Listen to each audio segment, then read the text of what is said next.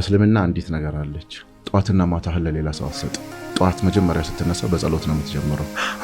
አዝካሩ ሰባህ ወልመሳ በቃ ቀንህን የዋልክበትን ጧት መጀመሪያ የምትነሳው በሃይማኖት ውስጥ አንድ ነገር አለ።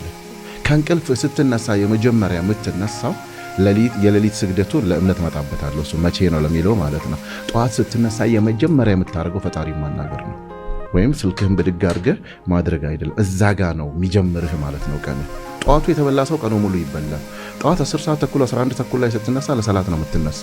አሁን ምርጫው እዚህ ጋር ስትነሳ ቲክቶክ አይተህ መሄድና የማይሆን ነገር አምሮህ ይዘህ መሄድና ቀጥታ ወደ ፈጣሪ መሄድ።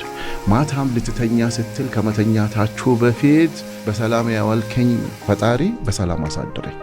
አሁን ይሄ በተለምዶ የሚባል ይመስላል፣ ሩል ናቸው እነዚህ ነገሮች። ከመሄድ በፊት ማለት ነው። በሰላም አሳድረኝ መነሳትህን አታውቅም፣ ከእንቅልፍ መነሳትህን አታውቅም። ስለዚህ ይሄንን ትላለህ። ከዛ ውጪ ግን አትክሮት የሚያመጣልህ እኔ ብዙ ጊዜ ሁሌ አይመጣልኝ ቢኮዝ አም ሂውማን፣ ሁሌ አይመጣልኝ። ሲቸግረኝ ግን ምንም ጆሮ አይሰማም። የሆነ ፕሮጀክት ወጥሮ ይዛል አብረሃቸው መሰራ ሰዎች አይረዱልህም። የምትሄድበት መስሪያ ቤት ራሱ አይገባው።